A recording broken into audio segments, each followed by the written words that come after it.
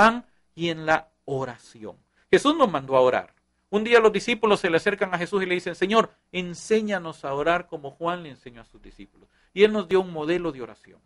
Padre nuestro que estás en el cielo, santificado sea tu nombre. Primera parte, Padre nuestro, reconocerlo a Él como nuestro Padre. Yo soy su hijo, Él es mi Padre. Ya no es aquel Dios lejano del Antiguo Testamento que se revelaba a través de una llama de fuego que como dice la palabra de Dios, los israelitas ya no quisieron volver a escuchar la voz, sino que le dijeron a Moisés, mejor sube tú, escucha lo que Él va a decir y después nos transmites a nosotros. No, ahora tenemos esa cercanía. Como dice la epístola a los Hebreos, podemos entrar directamente al trono de la gracia. Se rompió el velo del templo, que era lo que separaba en la misma presencia de Dios, y tenemos acceso ahora a Dios. Padre nuestro, que estás en el cielo, santificado sea tu nombre. Estamos santificando, glorificando, dándole alabanza a Dios.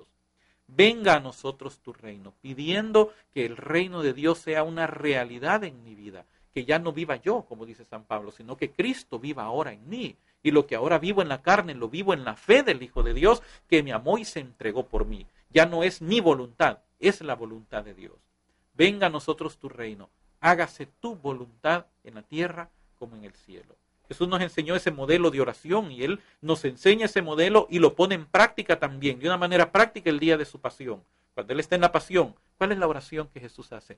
Padre, si es posible, que pase de mí esta copa, pero que no se haga lo que yo quiero, sino lo que tú quieres. ¿Cuál es nuestra oración ahora? Señor, yo te pido, yo te pido, yo te pido y te exijo. Yo soy hijo tuyo. Yo soy como la niña de tus ojos. Tú tienes la obligación de.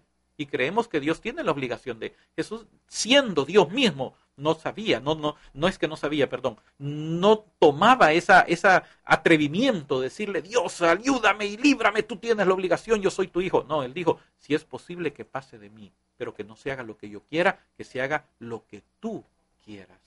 Mis queridos amigos, ¿cómo ha cambiado mucho nuestra oración? ¿Cómo ha cambiado tanto nuestra oración? Una vez escuché a una persona que dice que nosotros debemos, no es católico por cierto, tenemos que tener esa fe que mueve montañas, esa fe que le tuerce el brazo a Dios. Mi querido amigo, a Dios nadie le tuerce su brazo. Cuando estamos hablando que se haga tu voluntad en la tierra como en el cielo, nosotros tenemos que entender que Dios tiene dos voluntades. Su voluntad perfecta, su voluntad permisiva. Tenemos que buscar la voluntad perfecta de Dios. ¿Cuál es la voluntad perfecta de Dios? La que Dios quiere que nosotros hagamos. ¿Cuál es la permisiva? La que nosotros queremos que haga Dios con nosotros. Cuando nosotros insistimos en la voluntad permisiva, Señor, yo te pido, y el Señor nos está diciendo, no te conviene, sí, pero yo lo quiero. Está bien, te lo voy a dar. Pero después viene un dolor, viene un lamento, después viene el lloro, como dice la palabra de Dios. ¿Acuerdas el pueblo de Israel? ¿Qué quería? Carne. Queremos carne, nos acordamos cuando nos sentábamos a comer en aquellas ollas de carne y ahora solo comemos este pan miserable, le llamaban al maná. ¿Qué hizo Dios? Les voy a dar carne. Y les dio carne y les dijo Dios, y no les voy a dar carne un mes, o un día, una semana, un mes, o un año. Les voy a dar carne hasta que les salga por las narices. Y eso fue efectivamente lo que pasó. Dice que no habían terminado, la palabra de Dios dice que no habían terminado de masticar cuando ya había venido la plaga sobre ellos. Jesús dice claramente que se haga tu voluntad, no mi voluntad. ¿Qué es la oración? Dice el Catecismo de la Iglesia Católica, numeral 2558. Para mí, la oración, ¿qué es la oración? Para mí la oración, esto lo dijo Santa Teresa del Niño Jesús, es un impulso del corazón. Una sencilla mirada lanzada hacia el cielo. No necesitamos grandezas para comunicarnos con Dios. Una sencilla mirada lanzada hacia el cielo. Un grito de reconocimiento y de amor, tanto desde dentro de la prueba como desde dentro de la alegría. Y lo dijo una santa que sufrió mucho.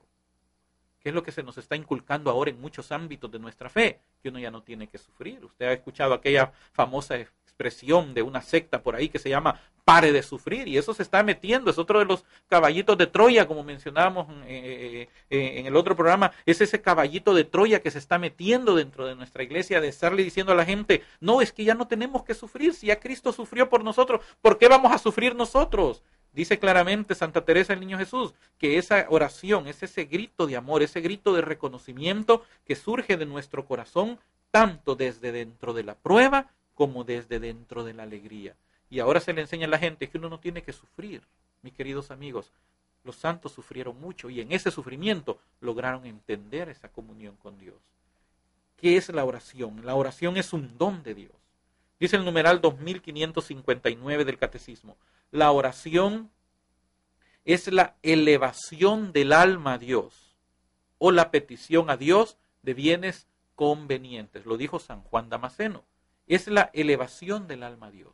Cuando nosotros apartamos ese tiempo, querido amigo, como dice el Señor, entra en tu aposento, cierra la puerta y ora a tu Padre que está en lo secreto. Y tu Padre que está en lo secreto te va a recompensar. Algunas versiones le añaden, algunos manuscritos antiguos decían, te va a recompensar en público. Pero ¿qué es lo que nos está diciendo? Entra a tu habitación, tú y él solo. Apártate de todo ruido, apártate de toda distracción, aparta un tiempo diario de oración, entra en tu aposento donde puedas estar a solas y comienza a elevar tu alma delante de Dios. La oración es esa elevación del alma. Muchos santos dedicaron sus vidas a la oración. Ellos, para poderse dedicar su vida a la oración, se aislaban del mundo. Ellos se iban a las cuevas, se iban a desiertos, se iban a lugares donde pudieran estar ellos solos en oración.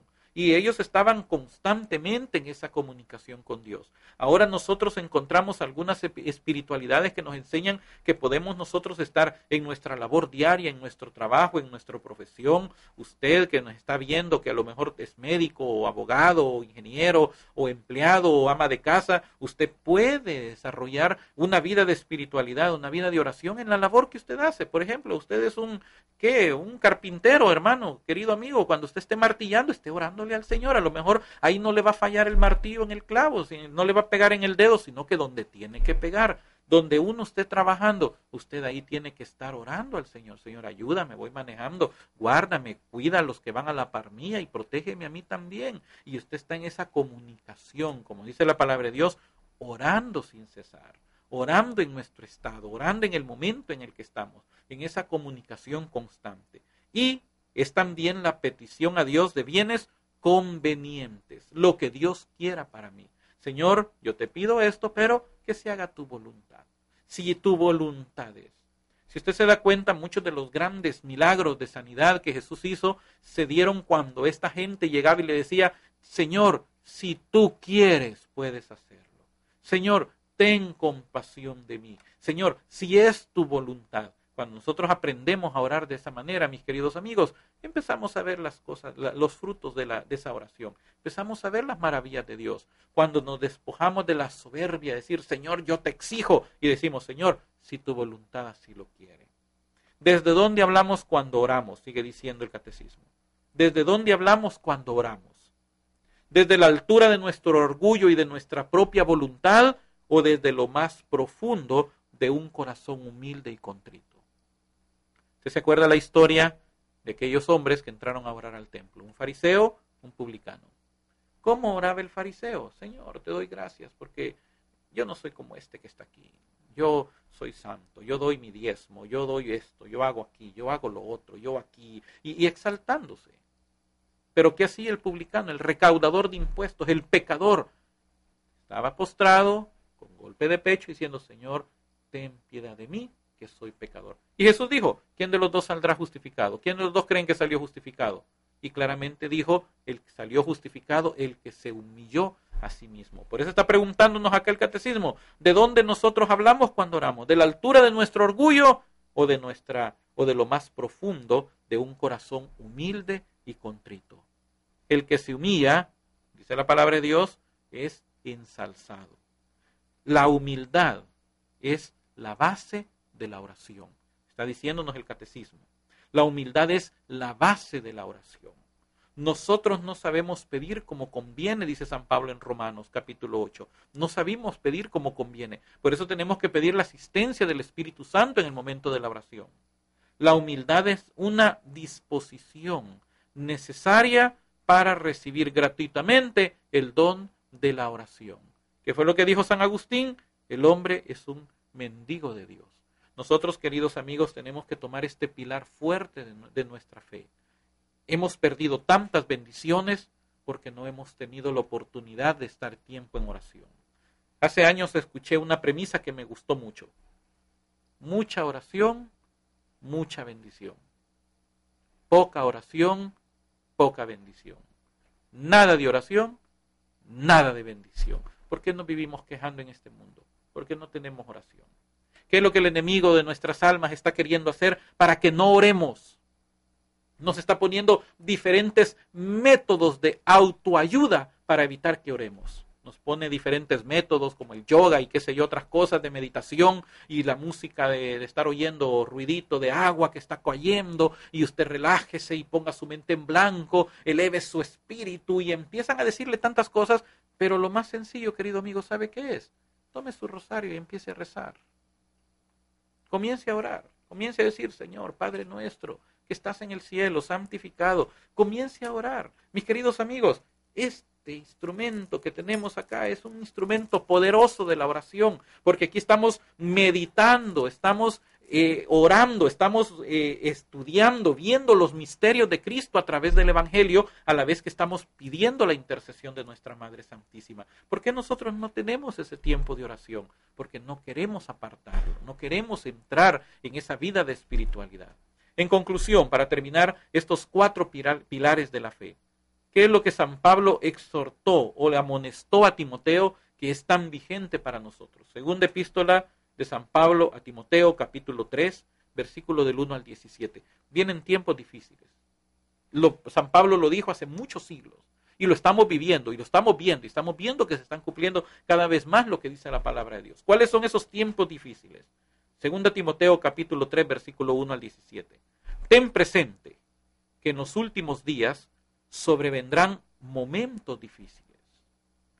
Los hombres serán egoístas, avaros, fanfarrones, soberbios, difamadores, que les encanta andar hablando mal de las otras personas sin tener una base, un fundamento, rebeldes a los padres, ingratos, irreligiosos, desnaturalizados, implacables, calumniadores, disolutos, despiadados, enemigos del bien, traidores, temerarios, infatuados, más amantes de los placeres que de Dios.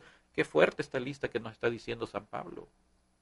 Hay muchos que no les gusta que se digan todas estas cosas porque hay muchos que dicen, no, hay que ser suavecito. No, la palabra de Dios es fuerte, es como martillo que quebranta la piedra, es como espada de 2 filos que penetra hasta partir lo más profundo de nuestro ser. Y si no decimos estas cosas, ¿quién las va a decir? ¿Qué es lo que dijo Jesús? Si ustedes se callan, las piedras van a hablar. Y son listas de cosas que se están dando, si usted se da cuenta. Esa es la manera como el ser humano está viviendo ahora, una manera irreligiosa, impía, perversa. Más amantes de los placeres que de Dios, que teniendo la apariencia de piedad. Ahora viene con los fanfarrones religiosos que aparentan. Usted se puede poderse todas las oraciones de la iglesia, usted puede, incluso en diferentes idiomas, pero puede que nada más sea una apariencia de piedad. Tienen apariencia de piedad, pero reniegan su eficacia. Guárdate también de ellos, está diciéndole San Pablo a Timoteo. A estos pertenecen esos que se introducen en las casas y conquistan a mujerzuelas cargadas de pecados y agitadas por toda clase de pasiones, que están siempre aprendiendo y no son capaces de llegar al conocimiento pleno de la verdad. Del mismo modo que Janes y Jambres se enfrentaron a Moisés, aquellos 2 supuestos sacerdotes de Faraón, así también estos se oponen a la verdad. Son hombres de mente corrompida, descalificados en la fe, pero no progresarán más porque su insensatez quedará patentes, como sucedió con la de aquellos. Pero ahora viene la exhortación que San Pablo le da a Timoteo y que nosotros debemos de tomar para nosotros mismos. Tú, en cambio, me has seguido asiduamente en mis enseñanzas.